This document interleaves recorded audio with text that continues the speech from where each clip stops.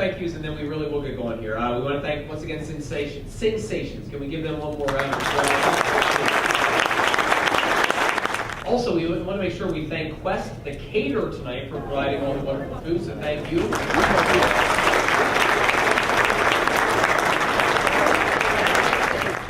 It is really exciting for all of us, and I can't wait to look out and see the crowd up here, and to have you come and join us for the celebration of your support. It means so much to us, and I just thank you for spending this evening with us. I have a special guest I want to bring forward.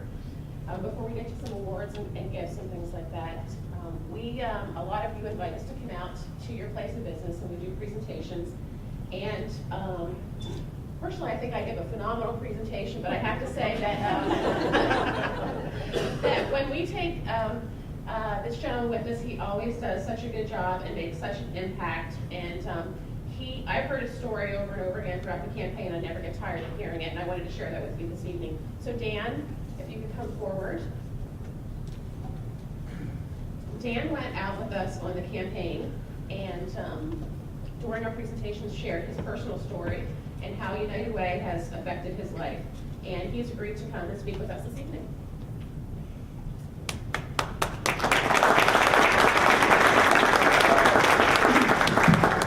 Bear with me, I'm a little nervous. I'm a lot nervous.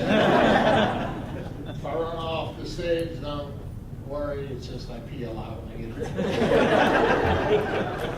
First of all, I'd like to dedicate what I'm about to say to my mother and to my father who passed away not too long ago.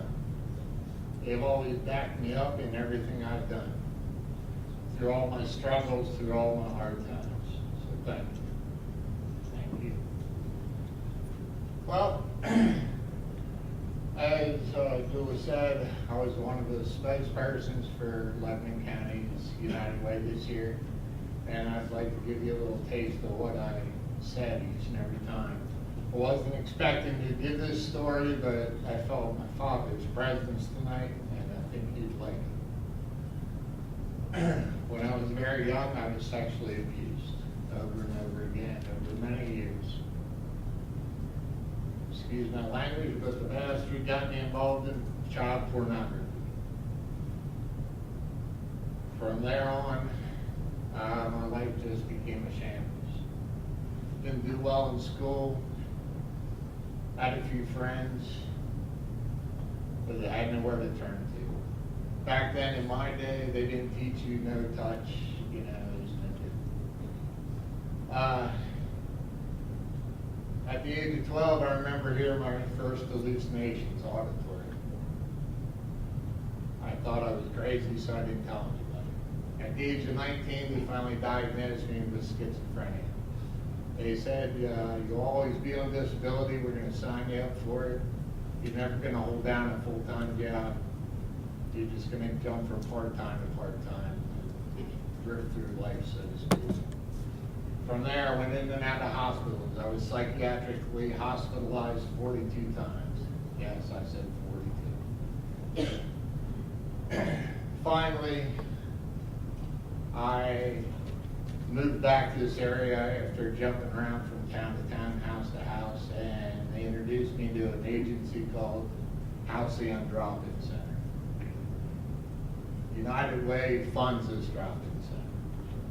There I learned coping skills to deal with my hallucinations.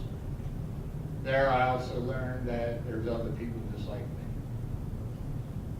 They eventually gave me a little job there, which they called the chip staff. We worked in the evenings, ran a few groups, maybe some activities. After a while, I stopped going in the hospital. It's been 8 years. I eventually started volunteering out at Phil Haven, which gave me the most help. I saw a couple of my bosses here today. I volunteered out there every Wednesday night on the EAU unit, which helped save my life. I was bingo Dan. I ran bingo every Wednesday. After 4 years of doing that, they offered me a half-time position, 20 hours a week. I thought, man, that's a big jump. But I jumped in with both feet. I did that for a year. They then said they'd like to send me to a school to become a certified peer specialist. I said, I don't like for school. They said, we'll pay for it. So I went to the school and I did very well. Studied long and hard with my mom helping me. And I passed that school with flying colors. They then offered me a full-time position, but this meant I was going to go off my disability, and that was a very scary thought to me. What if I fail again? What if I end up back in the hospital? How am I going to live? Well, that never happened. So because of United Way, because of my mother, because of my father, because of Phil Haven Hospital especially, because that is the greatest hospital I've ever been in, and I've been in many. I now work full-time. I support myself. I give my mother rent money. I help out with the groceries, the utilities, pay for my own gas, pay my own insurance, that type of thing. Everything you guys have always done. But to me, that's a success.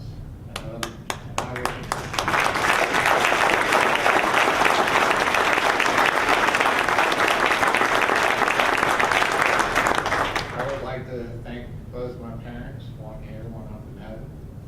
I would like to thank, I don't know if he's here, but Tony Sack, are you here? No, he didn't show up. I thought he- But he ran Halcyon Activity Center, which I talked about. I'd like to also thank Stacy Hanley from Halcyon, who took a lot of time with me, teaching me coding skills. And I'd like to thank these two ladies. They were wonderful. They opened their arms to me. And I think my story, as time went on, got better and better. At least I hope it did. And that's about all I have to say. Thank you. And once again, thank you to everybody in the room, everybody up here on stage. And these are the folks that really worked hard, along with all of you. So thank you so much. That does do it for the program this evening. Have a safe trip home, and thank you once again for coming out tonight.